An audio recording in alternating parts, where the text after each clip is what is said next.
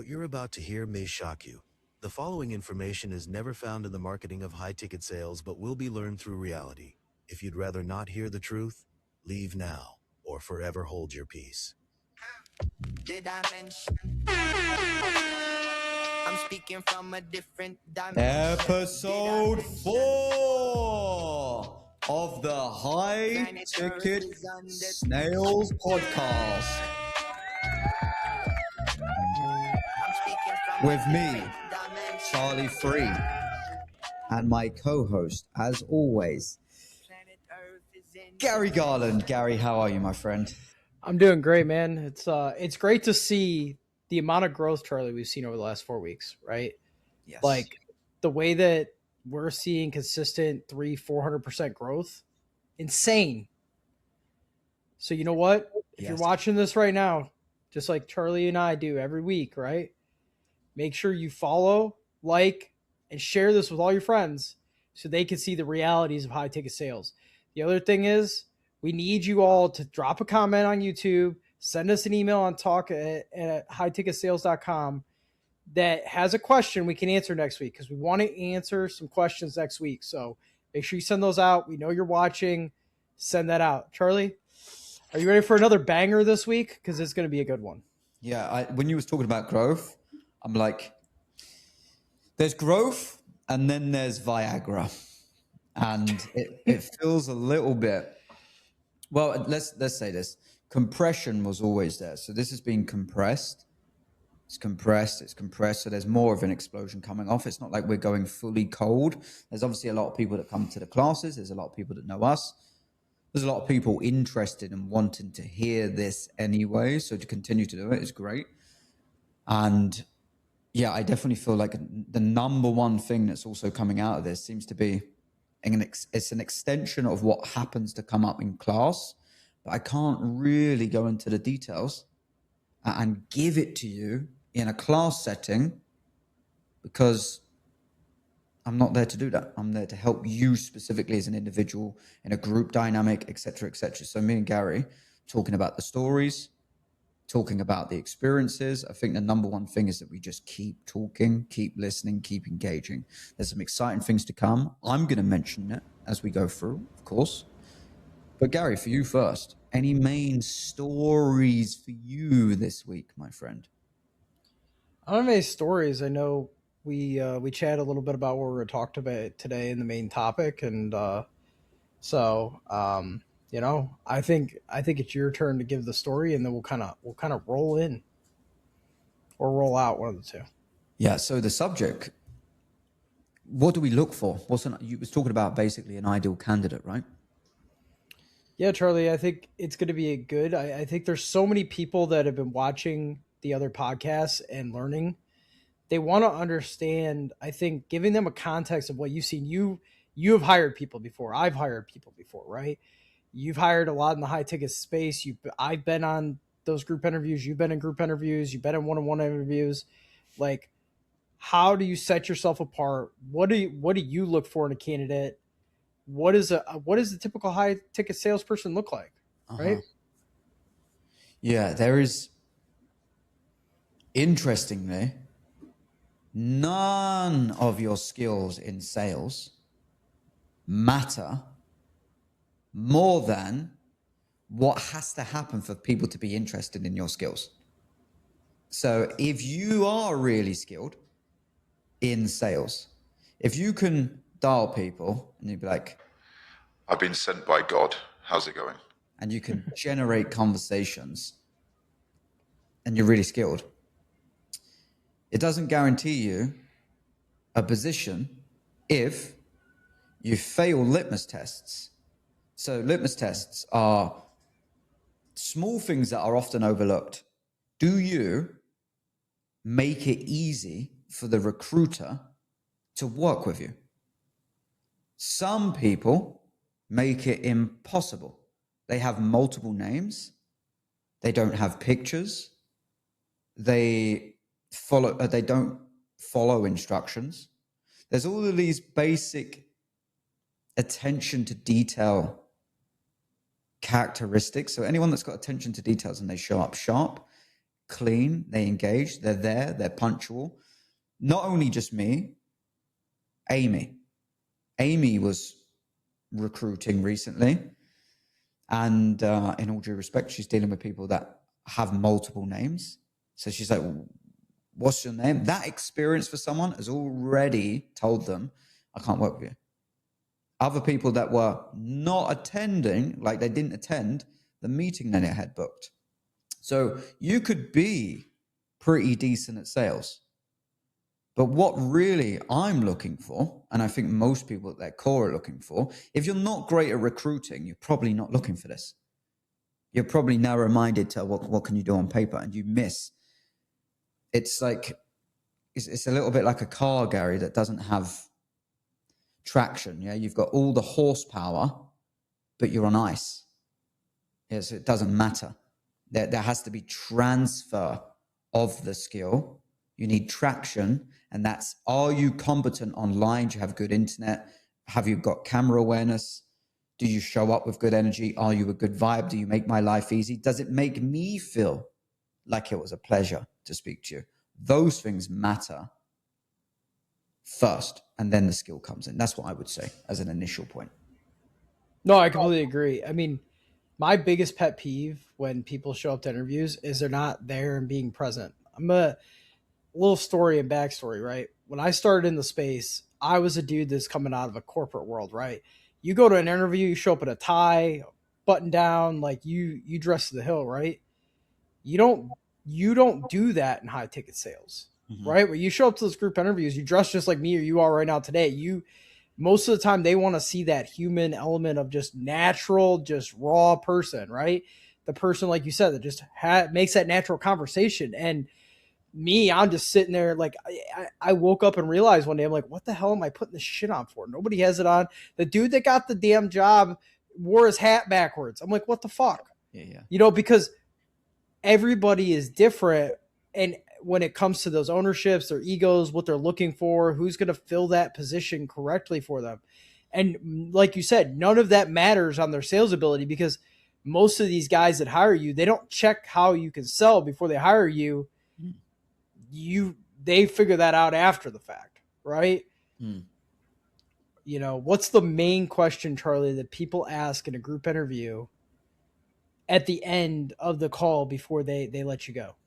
Do you know what that question is? As a recruiter? Yeah, the business owner that's doing it. What is the one question they always ask?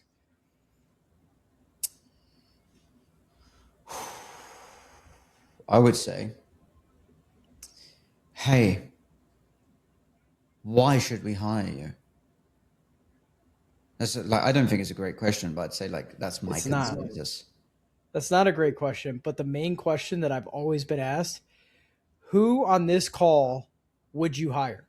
And they take that because they already know which person they want to hire. But if somebody says, I want to hire Charlie, and the reason is because they're like me, now that questions them, they're like, oh, well, maybe Gary's personality is similar to Charlie, and Charlie's what I'm looking for. Now they have two candidates, right? I have been asked that question a million times by different people. It comes up all the time. And it's because they're looking at how do you decipher what is good and bad and what the type of person you are and who you would hang with and who you think is cool doesn't fit in the culture, because culture is so important to these businesses, right? Yeah. I do believe when I secured, wasn't even an interview, man. I got connected with an individual when I secured a role that we still work with this team. I remember getting in this group interview, very, very cultural aligned. Their copy for their ad campaign, the ads that we were running, they run such a good ad campaign because it was so well timed. The key was the buzzword that caught me was, are you really going to fall for another scamdemic or something like that? And I was like, this is 2023. So I was like, I need to fucking connect with this team. And I remember not knowing anything about OTA, not knowing anything even about the role, because I was so fixed on people. These are my people. I need to get to know them. And I was in what was an onboarding call, right? It was maybe a bit of a test to see if you drew up any red flags. But I was in that onboarding call, and I remember because she is a dear, dear friend of mine to this day. Like, she's a very special soul to me. Like, she means a lot to me, right? And I immediately felt that as soon as I saw her in this room. And she was basically the CEO of the organization. And I was just like, what? It was like all business was out the side. And I was like, in the non-strangest way, we found each other. Here I am. Thank God I've got your team, quite literally. It was like, thank God I've found your team on this mission this early in my high ticket sales career, because I want to help you serve. And I know everything would come as a result of that, as it did. Lots of pain, lots of troubles, lots of challenges, for sure. That's business. That's what relationships are about. But the reality was, I knew in that moment it was all culture fit. And I was like, I was sent. You know what you talked about last week, which is fucking hilarious? You talked about like, oh, I was just out of Slack. I was in Slack. I was like, oh shit, they've sent me a Slack link. I guess I'm in the team. And the rest is history. So yeah, culture fit. Not always, but this is key for subjectivity. What do you want? You know, I'm very much cultural prioritized. I'm very much aligned with the people. I don't care about anything else. Like, I won't work with people that don't give me good energy. So none of that matters. But some people, Gary, as you know, and that's okay. Like, they don't give a fuck about that. They don't see that. They don't feel that. They're like, money, which won't actually, ironically, earn you money. Right. They're fixed on that shit, you know? I think that's like, to be honest with you, it's the first offer I know we talked about. I think it was in the first episode that I made it 9 days and got terminated, right? Without anything that I could control, right? Yeah. I'm pretty sure they're out of business at this point. Bruh. Like, you know what I mean? Like, it just proves to a point that there is going to be those types of people out there that don't give a shit about culture. They don't give a shit about you. They'll hire 20 dudes and whoever makes it, right? But would you say, and I guess this is a little spin-off of that, like, those guys were in Canada, right? I've worked for guys in the US. I've worked for guys in other countries. Do you feel that when you're going for an offer and you're looking at the cultural fit based on where you're from, that you should look at those types of things because you may fit better with certain types? Like, I mean, honestly, I fit better with people in Europe than I do even Americans, right? And I'm an American, right? Like, do you think that as you're looking at culture and the fit, when you're actually almost interviewing that person that you're getting interviewed by, you should be looking at those types of things for your own personal gain to see if that fit is there for you? I know that was really long, but Yeah, I think I get what you're saying. I think for me, like, on both sides, I think in the core of what you may be saying, you can correct me if like I'm missing it, but there's a benefit to novelty. So me in the UK, because culture is real. So the culture of the UK isn't full of people that are going to get after it. There's obviously there's a small bracket of people that like really work hard and grind. Some other people just, like, again, the standards are just so low. It's just part of the culture. They don't take business seriously. It's all amateur.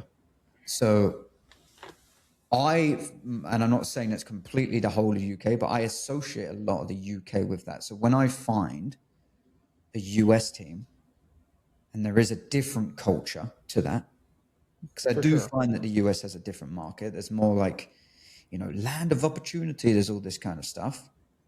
just work 7 days a week, right? That's the US culture at this point. Work every day. Well, I remember being in New York, and I remember, you know, it's the city that never sleeps and all this kind of shit. Like there's loads of places like that. But I remember literally like being in New York and recognizing what that meant. I'm like, what the fuck's everyone doing? And it was like, there's a lot I could say. There's a lot that's been coming up in certain classes. But in the US, maybe this is part of it, maybe it isn't. But there's a lot of just drugs. Yeah. Pharmaceutical drugs. Yeah. You know, I'm not talking like a crack. I'm talking about there's a lot of people on Adderall. There's a lot of people on drugs. So, you know, that was part of the culture. But for me, I also feel it doesn't always work. I do think there's a secret weapon to being British and going into a US market. Like the amount of compliments as soon as I would ring someone, like, oh my God, where are you phoning from? I love your accent. And I'd be like, it's the cheeky Charlie Charming man. I'm actually over in X, but I'm from the UK. And that really worked for me. But the number one thing I would say, like when you're looking at cultural alignment, there is a skill to it. And there's 100% a skill to it. You can't just get this. But you can look at the marketing and you can determine what they're about. So typically, I agree. Material, Rolex, Lambo, leaning on fancy cars, this kind of shit. I'm like this is genuinely me. No thanks. Yeah, the same. I have no desire for those because they're looking for the quick get rich schemes. They're gonna pay very little. You're gonna, you know, they may have decent commission rates, but like if they're paying you 5%, they're still making 95. Remember that. You know what I mean? Like with a lot of these offers, there's not a lot of overhead, right? So it's, I don't know how I look at it, but yeah, I try to avoid the same thing. And, you know, I look for those down to earth type people, but when you're in that interview, I'll say it again, you have to be interviewing them as much as we're interviewing you, right? Because I have found I have been 5 minutes in an interview and be like, I cannot work with this dickhead ever. Yeah. Like, I just know, like, it's just time for me to leave. Like respectively, it's time for me to go because, you know, and the other thing too is like, you may realize in that interview that the company isn't going to last either. Right. Like, you know, there's a lot of small offers. Like, you know, we know there's 13 to 1,500 job offers that we have in front of us right now, right? That need filled, right, Charlie? Like we know that, right? But, and those offers are very vetted, but there's probably, if there's 1,500 in front of us, there's probably 5,000-6,000 of them out there if you can find them. Right. But I'll tell you what, 85% of them, I wouldn't work there. And I think a lot of it's because of the type of person I am. I'm, you know, technically older in this space at this point. You know, and I'm 5 days wiser than most of them, or years or decades. I don't know. But I think that's where people fall short because we saw it in some of the communities we've been, oh, Gary, Charlie, I got a position, right? And we weren't in control of those, right? And then 2 weeks later, they're calling you, hey, man, that didn't work out. Well, why didn't it work out? Well, dude, I couldn't stand the guy that I worked for. It was killing my energy. Like, you know, I couldn't sell under those types of pressure. You wanted me closing 20 deals a month in the first week. Like, you know what I mean? Like those things happen. And yeah, you're not going to be perfect on every job opportunity you get, right? You're not going to be, you know, it's years of experience that we've learned. But if you don't recognize that stuff up front, at some point, you're never going to be successful in this industry. Yeah, and there is a correlation to having more time on earth. You become a bit more wise to it. It's not a guarantee. But those of you that are entering into this space, maybe you're not in it yet. Maybe you're in it. There's nothing can be said to give you this the sense, the spidey sense. And the reason, I'll tell you why. Here's a true story. I never took money seriously. Yeah, I never took it seriously. So when I did, I fucking found, it was Andrew Tate. I said this before on the show. It was Andrew Tate. You're broke. And I was like, fucking hell, that's annoying. Yeah, he's annoying me. But that's good. He's annoying me because it's honest and it's true. And I got into the real world as it is now and blah, blah, blah. But I was around those groups. I was like, these guys must be earning money. Right? And it's not like I gravitated towards them. I didn't know where anything else was. That was my starting point. So I had to go through,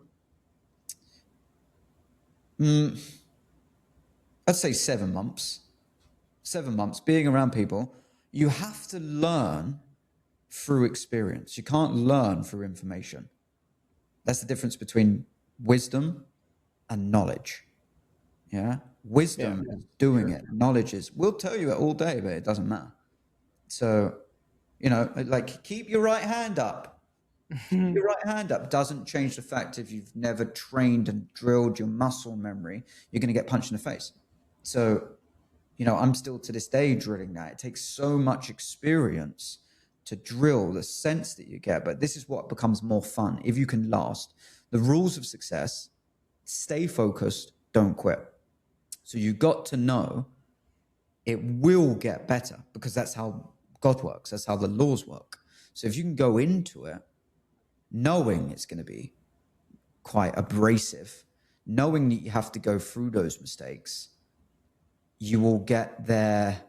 Well, you get through it faster. But yeah, I was in I don't want to mention a name in a group, but it was all about Lambos. It was all about Dubai. It was all about this shit. And all my days, they are children.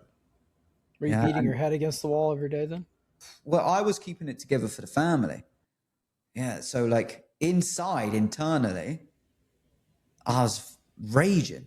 Bro. I was seriously like, because I'm energetic. I bring a lot to communities. Sometimes that absolutely backfires. And what I was bringing to this community, what I initiated, I tried to ask questions. I tried to work with them. I tried to understand things. I was just at such a different level. I was never meant to be there for long, right?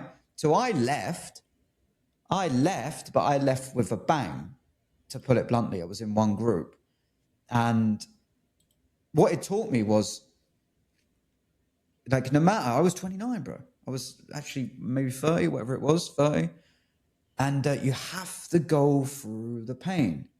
But if you are on the other side of the pain, here's 3 things to look for. Number 1, how they do anything is how they do everything. So the number 1 thing you want to look for is their work ethic, standards, systems, operations. Do they show up to meetings? Many people get an interview, and they, hence company, don't show up, right? Point 1, look for that. Second point, try not even to, we say it because I say it all the time, it slips off the tongue, but it's not an interview. It's a negotiation. These aren't corporations. You're not working for Apple with some fucking, typically a moron that's bullshit in his way, carrying revenue, probably got a lot of dodgy shit going on. If you're like, again, the majority, I'm looking at the data, guys. The majority of people are going to have to go through that. That's like what's going to have to happen. So you have to see it as a negotiation, but understand how leverage works. You can't negotiate hard with little leverage, little experience in the game. So do your best to frame it as a negotiation. Right. And the third and final point is make sure that you know nothing ever goes cold, even if you secure a role. Yeah, you are an open, warm. This isn't offer hopping. Often mistake is offer hopping. It's, hey, I'm not going to put everything into this team and let everything else go cold. Message even your community leaders, your coaches, your members, active all the time. Do your absolute best as you staircase through the roles, but never go cold on the shit that got you the role. And that's what fucks a lot of people. Yeah, I agree. And it's funny because what I've seen in the space is that so many people are desperate, right? This is like they're like, I need 10K a month right now, and those types of things, and that desperation takes away all leverage they have, even if they had just a little bit or they had a ton, because disparity doesn't allow you to negotiate with a clear mind, right? And I had to learn that myself. And I think a second thing is those people that are coming into this space that think they are too good to be a setter are more desperate than all of them, in my opinion. And I've been a setter, I've been a DM setter, I've been a closer, like, and I think all of that experience that I gained through setting allowed me to be successful in closing, right? And this space is so different when it comes to the sales process. You're talking, you can have a sales process that is 30 minutes from start to finish, from the time you talk to the person to the time you close them. Some of them are even less, some are more, right? Some are 2 calls, whatever. It's not like a corporate sales job where you run a deal for 3.5 months. Because if you screw something up week 1 on one of those, you got 3 more months to figure out how to fix it, right? In this, you have your first impression to that customer is so important.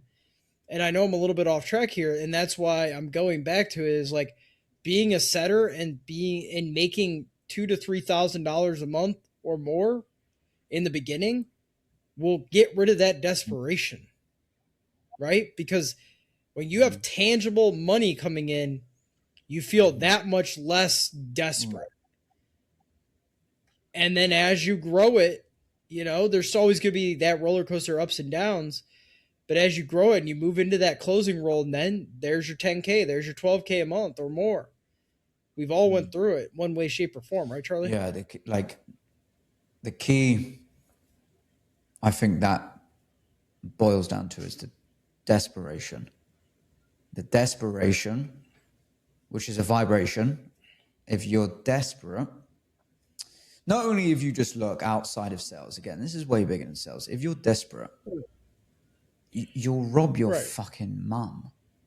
Yeah, like drug addicts. Yeah, you'll rob your mum. Like, so think about that. Like, desperation, you made such a good point. You said it in such a banger of a way. I'm not even going to try and to requote it, but there was a part of what you said is like desperation leads to these type of decisions. And the decisions are massive. Like there is so many decisions happening every day in business. Rapid. Good business professionals make decisions really quickly, fast. They don't fuck around. Built on strong systems. The desperation and then decisions that come from that spiral out of control rapidly. So we can't control if someone else is desperate. And there might be a core part of this where you probably are a little bit desperate. But it is imperative that you work on not being desperate, not coming across enough. This is something that came up in one of my classes this week. Slow down. Even if you just think of simple rules in your head, desperation tends to move a little bit faster. And we probably should do it. It's a little bit obvious. If you're grounded and you're not desperate and you're abundant, you could be like, you can do what you like. Yeah, you don't have to hire me. I'm not here to force you to make decisions. But out of curiosity, how many people showed up to the interview and had questions prepared, particularly the ones that I'm asking you?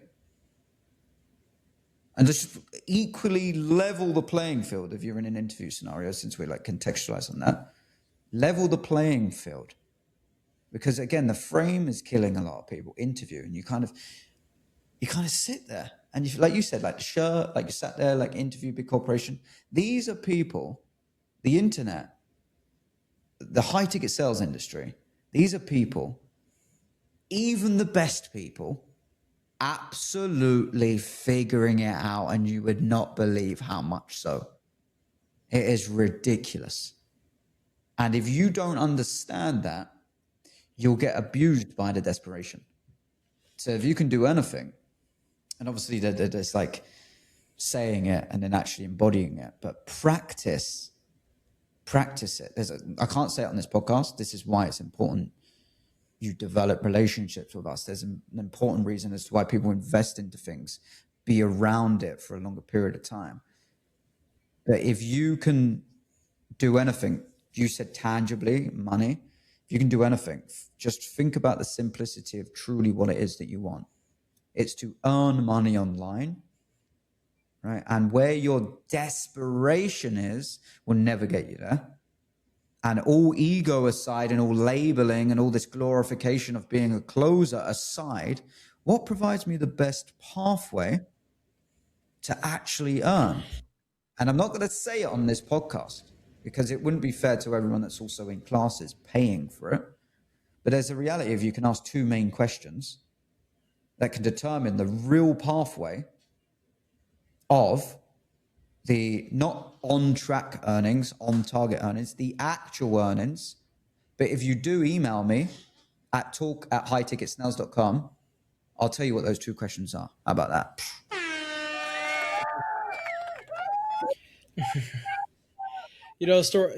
Charlie, I think this is a great time for another story because I love stories, right? And it actually happened in the last couple of weeks, right? I have an older son, right? He's 15 and he plays baseball. Sports are, a lot of sports and athletes are ones that go into sales and high ticket sales like that, right? Competitive type people. I think last weekend he struck out 6 times playing baseball, right? Worst batting streak he had all season. He's batted close to 500 all season, and he is playing with kids that are older. So there's a dynamic there, right? But today, just this morning, and this goes back to that desperation, he was so desperate to get a hit last week that he just kept striking out, right? And I told him before today's game, I said, go out there and just be confident that you can just hit the ball like normal. Like, don't think about what happened in the past, right? Think about that, right? He hit a ball over almost 300 feet today, right? Now, granted, they caught the ball, but the fact was he barreled the ball, he brought a run in, and he did his job, right, at the plate. It's the same aspect of the desperation because if you're desperate in the interview for the job, then when you get to the sales calls, you're going to be desperate there. And if I have 8 calls in a day, and I know, Charlie, you had to bring me down to level hell at one point, right, on this. If I have 8 calls in a day and I know I got bills to pay and I get desperate, I'm not going to give that sales process and that through that to those customers I'm talking to, and my close rate will drop drastically. I probably just won't close them because I'll make more mistakes because I'm too desperate. So the whole process of starting from the interviews through into the position, that desperation has to go because as soon as I quit giving a shit if somebody bought or didn't buy, they would just sit there and sell themselves, right? Just like I would sell myself to these owners. And I think I got offered a position on probably like 50 to 60% of the interviews I went on. Because now, did I take all of them? Absolutely not, right? But a lot of that was just how I perceived myself. Even though I knew I had a mortgage and kids to take care of and everything else in the background, they didn't sense that I had all that going on. And I didn't bring it into my calls because I didn't feel desperate. Because I knew that the money would come. And then I started having those big months where I was making good money, right? I think that's kind of where that conversation goes, right? So it doesn't matter what point of life you're in or where you're at in this process of high ticket sales. If you're thinking about getting into it or what your reason behind it is, you got to throw the desperation out. You got to throw those fears away because they don't help you in this world. Yeah, let me put a cherry on it. The desperation is an attachment to an outcome. So this is going to be so underserviced to what the reality of this actually means. But if you understand detachment as detachmental, detaching from the mind of what you think needs to be there, what you think or believe or hope and all that kind of stuff, and you get rid of it, and you just distill it down to what you're doing, you're focused. Time plus energy. Time plus energy equals results is the full formula. That if you can just focus and you're willing to, I think I shared it on this show. Like I was not able to afford my phone bill. And I remember someone reached out to me. This was when I was running a business, the Secret Food Club. Yeah, shout out the Secret Food Club. Mm-hmm. Someone reached out to me and they're like, yeah, Charlie, I just want to hop on the mills again. Like I was dormant. I wasn't running the business. Couldn't afford my phone bill. And he reached out to me. And my phone bill was due the next day. If I've told this story, it's coming up again, but it's a very powerful story. And he offered me money. He was basically like, how much? And I was like, well, let me do the mills and then we'll figure it out. Yeah. I was willing to be like, fuck it, my phone might get stopped. It's coming out the next day. Yeah, I was willing to do that. And even and I think that was like the turning point. Even in that moment, not being desperate for it was amazing. And what I got was paid. I got paid that day. He paid me for a month in advance. It was like 300 quid, 320 quid or something. So for you Americans, it's about $450. And I was like, phone bill paid for one. And it taught me a very valuable lesson that I never lost. No matter how difficult it can be financially, no matter how, I'm not even going to say desperate, but no matter how much that might feel like you are, the real work is internal. Hence, at the start of this podcast, what we're talking about. It's all this other internal work you do. This is a good segue. There is no amount of education that is ever going to apply itself. So you apply and you actually get results. This is almost, we need like a fucking, we needed some sound in there, but this is the reality. Nothing, because there's universal laws, universal laws. Nothing is ever going to get you the result, ever, if you're not ready to receive it. Period. That's never going to work for you. People sometimes, because my work before sales was in therapy, counseling, all this stuff, over 20 years of it. The pattern is people aren't the individual ready to receive the life that they want, but they're embodying or identifying as the individual that they don't want to be. This is too deep to go into now, but the summary of it is the internal work of who you are, how you operate your life, the basics, so you're ready to receive it, has to happen in grades. It has to happen in grading systems. And if you're entering into this space, there is a solution. The segue is we're going to be releasing something. It's for anyone at any different part of their life, any stage, any level.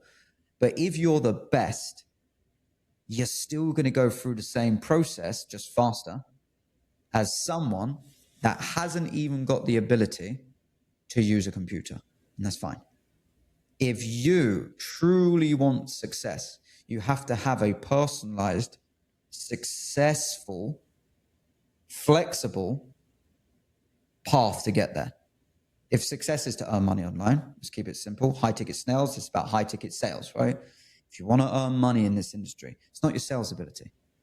It's all the other shit that's going on in your life. And we're releasing something soon because I'm building it currently. I can't speak about it too much, but I'm going to release something that's been built off my life's work to organize my life as a business. And Gary, we spoke about this before. There's no business in your life. Your life is the business. You are the business. And what we're doing is taking all of the problems that we see is happening right now in the industry, and we're centralizing one simple solution. Here's one clue I can give. You're going to move in grades and it's going to be at a lower ticket so you can build yourself up. The success rate and the result and the outcome that will come from that is never going to be 100% because it's just like the law of dynamics, but it will absolutely blow every single data point that we see right now out of the water for one simple reason. We aren't selling for one. I'm not selling nothing. You can't buy your way into anything. You have to earn your way up the ranks. We're providing service and an opportunity for you to truly grow into the individual. And let's use the starter pack, Gary. 10K a month, 5-figure months, yeah? You have to become an individual. It's not about sales skill. That's the last thing that you do. You have to become an individual that can be worthy of 5 figures a month. And that is loads of other stuff. And that's subjective to everyone. And we're building a system. It's going to be, I'll be more public with it in August. If you're listening to this podcast and you want to know more about it, join the Discord. Yeah, there's going to be secret little clues that we're dropping. But I'm going to put my life's work into a software, and you guys are going to actually be able to use and integrate exactly what I've done to take me out of the bottom 35% of household income, which is embarrassing. But I was on that. I was in benefits in the UK. I was on benefits. I was like, I always believe that benefits is fucking people's money anyway. Yeah, not to go down a rabbit hole, but it's your fucking money anyway. We was on that for loads of different reasons. Less than 3 years later, we're in the top 2%. Number one thing that changed, we started to track things. We started to track it. We moved in these increments. We went through the pain, but I had all of these life core skills in place before. So it compounded for me fast. And that's specifically what I believe, Gary. I'm looking for in individuals, people that understand the long game. They're willing to do it. They're willing to go through it, and they've got the path to do it. But two, no one needs high ticket sales training. There's a bracket of people that do because they've got that stuff. But the statistics tell us, guys, I'm going to remind you of it. Less than 1% of people are on target with their applications. More than 70% of people on average per community, and we work with close to hundreds, they don't apply to a single role. There's thousands at their fingertips, and they don't apply to a single role. And I say this with respect. You got to work on the who the fuck you are. You ain't got to work on your objection handling. It's dumb. And it's time to change. And we will change that. Run. Yeah, there's my little rant, Gary. No, I completely agree. And like, it does surprise me drastically that people don't put applications in. I don't know if it's fear or what it is, but why can't they put an application? Like, it's just filling out a form. Like, if you don't have time to put the application in, do you have time to do the job? Like, you know what I mean? Like, that's just, you know what I mean? Like, I get other people are doing other things, you know, they're trying to get into this side, you know, as a side thing and whatnot. But, you know, I've sat in group interviews where people are doing the interview from their car. I mean, I'm not even kidding you. Like, you think they got the job? Probably not. I don't know. But, like, why? Like, you have to be somewhat professional in any aspect of what you're in, right? Whether you're 20 years old, 50 years old, you know, we've seen and trained everybody in between, right? All age groups. You have tons of people in different age groups in all of your classes right now. And the common denominator against all of them is effort is not there when it comes to applying for jobs and getting roles. I don't know if it's fear, if it's laziness, what it is, but those aren't the types of people that are going to be successful long term. You know? Well, this is one thing I'm excited about. I couldn't, and I say this respectfully, yeah, because, you know, professionalism to me is proficiency. Yeah, it's not about like, oh, I've got to worry about everyone's feelings. Fuck your feelings. Shut your mouth about your feelings, yeah? I care about you. Yeah, I care about you. So I'm going to tell you straight, this is what it is.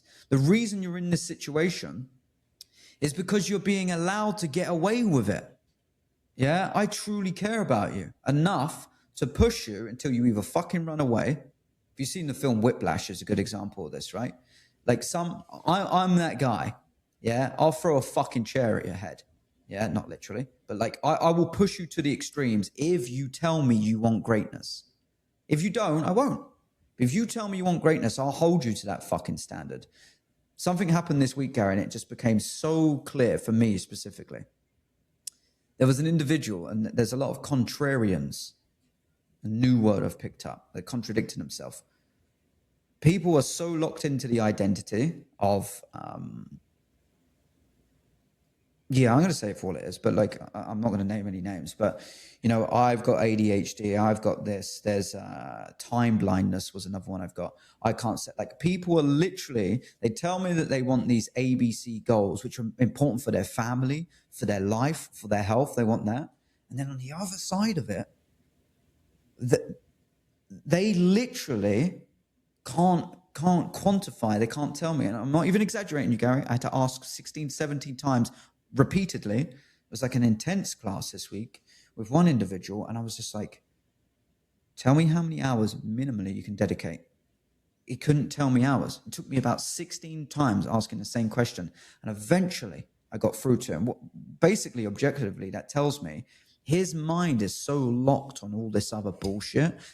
The downside of working online is I can't grab you, take you out your fucking house and go for a run with you.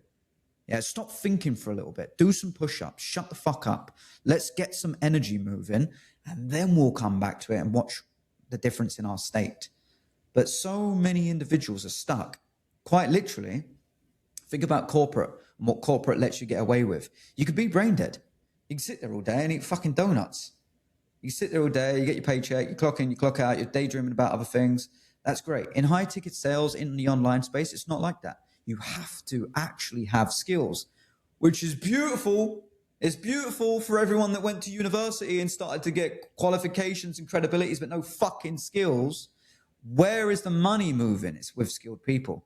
The fact that coders spent 15 years learning how to code, and I can build a website better than coders with Claude in 20 minutes is an indicator. Where's the real skill? It's in human skills. It's in engagement. It's learning to ask questions. It's in performance. It's in self-accountability. It's showing up.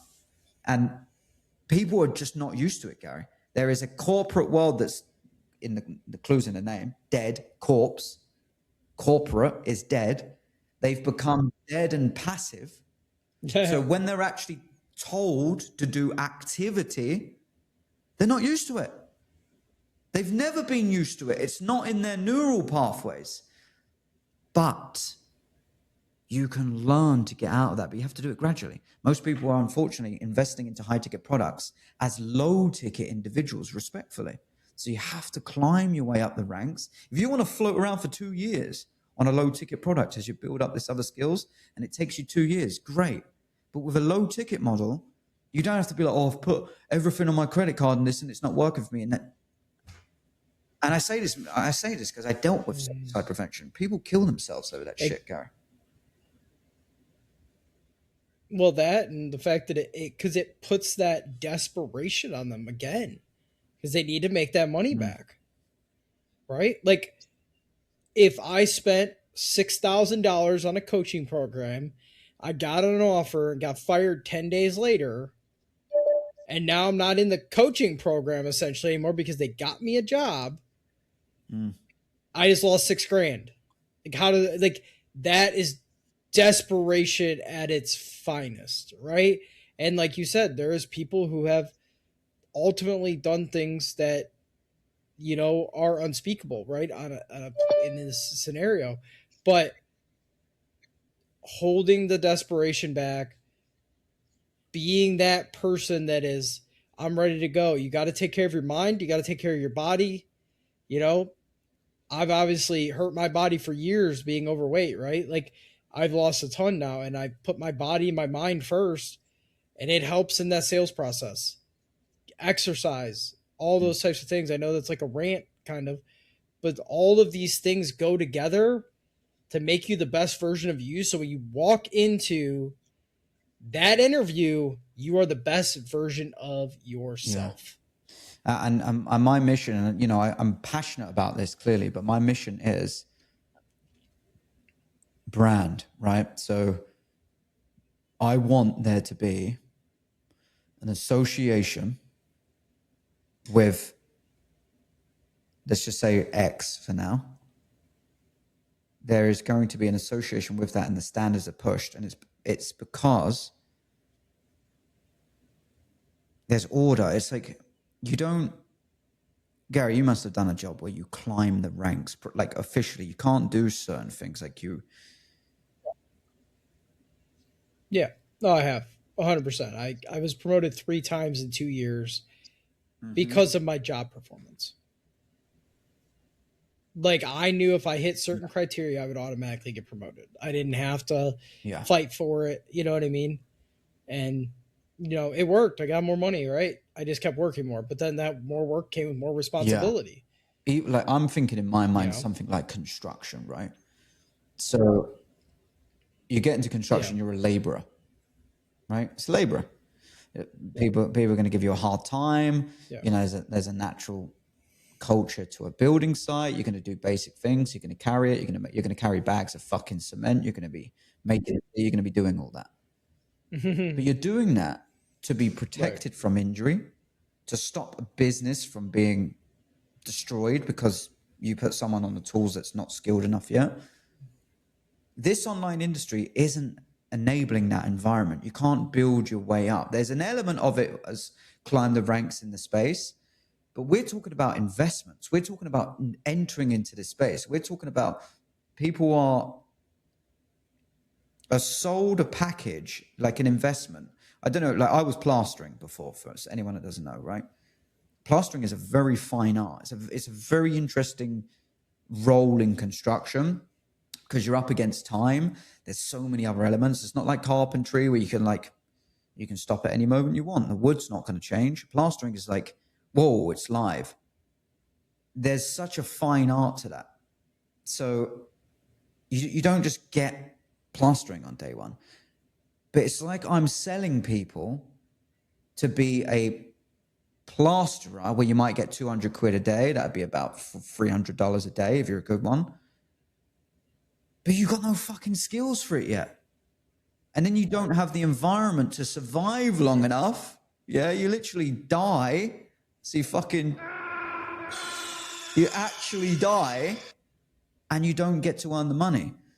It's not to say you can't be amazing. It's just you haven't been given a fair shot with a great system to get you there. And that can be changed. I think the gap is massive. I'm passionate about this because I want, Gary, people, and just let me make this very clear. Don't fucking come to me. Like, you don't have to come to me, but find what I'm talking about in principle where you can. Don't worry about me. Don't worry about high ticket snails. Don't worry about what I'm talking about and what I'm building. Find it, but good luck. Good luck. But when you do, lean into that because there is people out there, anyone that puts money in the game, that puts skin in the game, respect. All right. But like you pay for a service and most people are disserved. And we're here to change that. I'm definitely not going to fucking sleep, Gary. I'm not going to sleep until people know about it. Yeah. And in an interesting way, it's actually just simple for me. It's way more simple. It's not like, I've got to reinvent the wheel. It's like, I don't understand why everyone's doing things in certain ways. Let's keep this simple. Simple wins, simple scales. Simple is smooth. Smooth is fast. And you actually will hit your target. And on that note, that brings us, Gary, any points before we go on to question of the week? No, I think it's time. I think we're ready for question. Guys, are you ready for question of the week? I can hear you. It's question of the week. I'm going to ask Gary a question. He's going to ask me a question. How many roads did you... No, Gary, my question for you this week. If you, specifically you, was to say today, the 17th of July, 2027, if you was to say one thing that you wanted to see change in the industry, what would that be?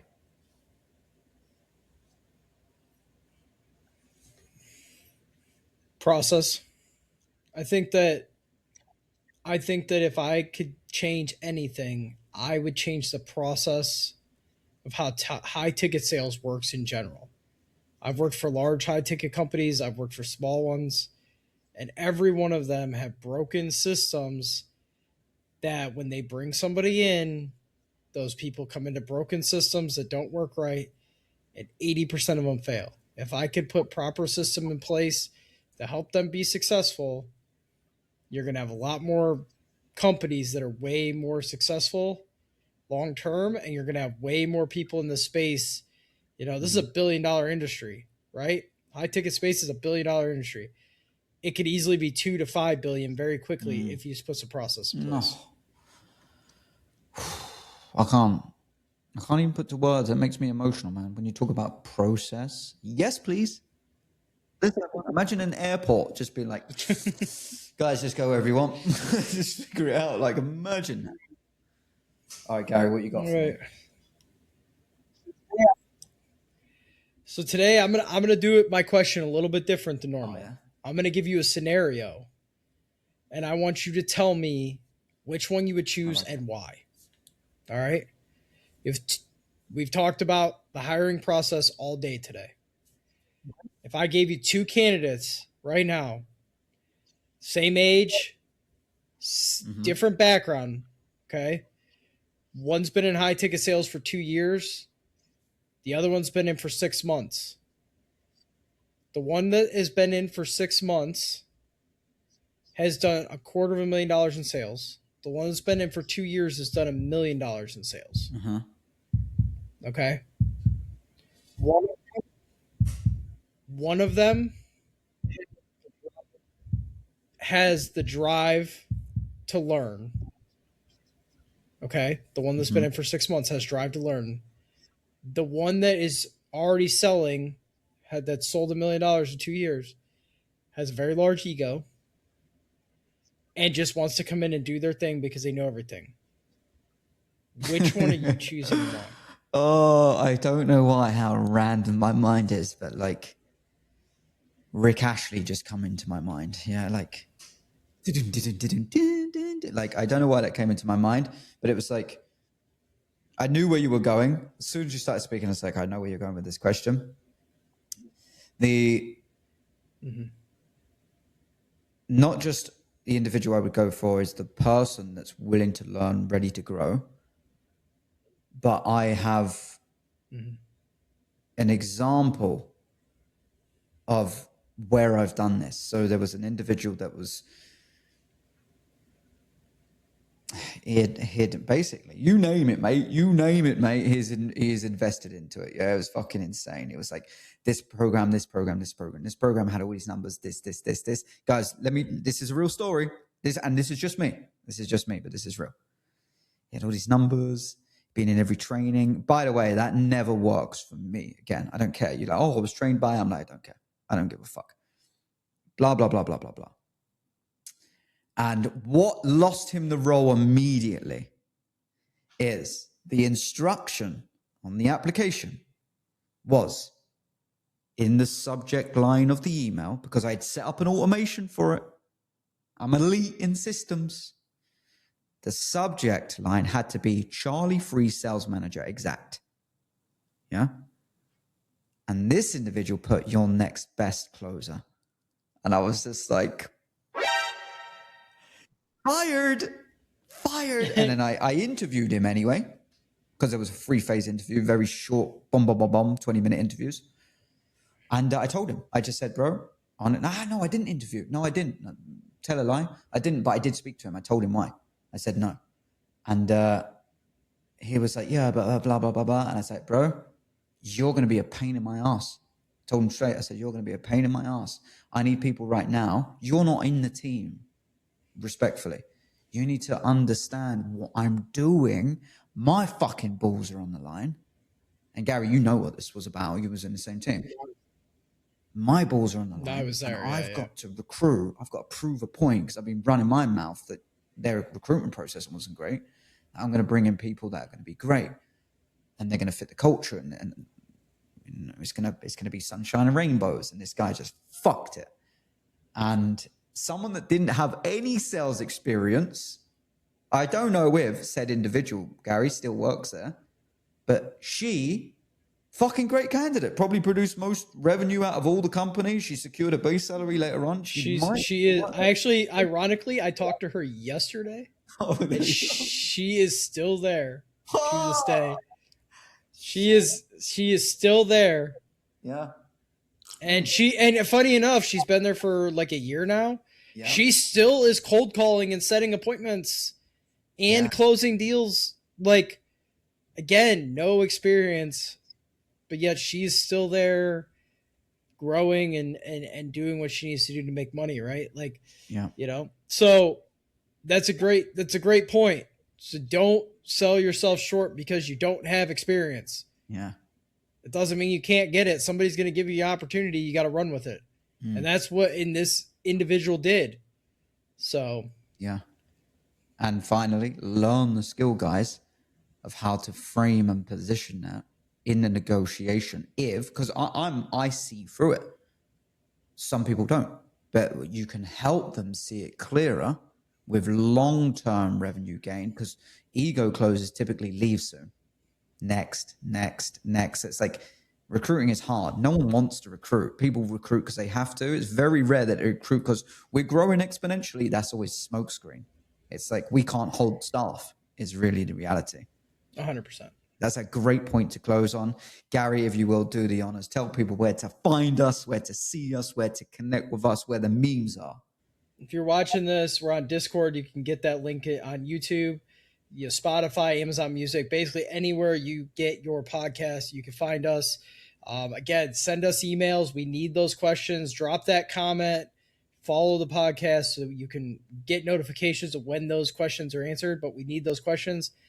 Talk at highticketsales.com. Again, talk at highticketsales.com, or shoot us a message on Discord, whichever is easier. But we'll answer those questions next week. Yep. Talk at high ticket snails. Just so no one mishears it. Snails.com, yeah? And here's a final point from me. No one guessed where I was last week. 9% corporate tax. Anyone guesses that? I'll still uphold my promise. Like, if you guess that, I'll give you a gift. For everyone else that's messaging me in the DMs, we're getting great feedback. I appreciate you guys. You guys that are also messaging me happen to follow all the characteristics of great students.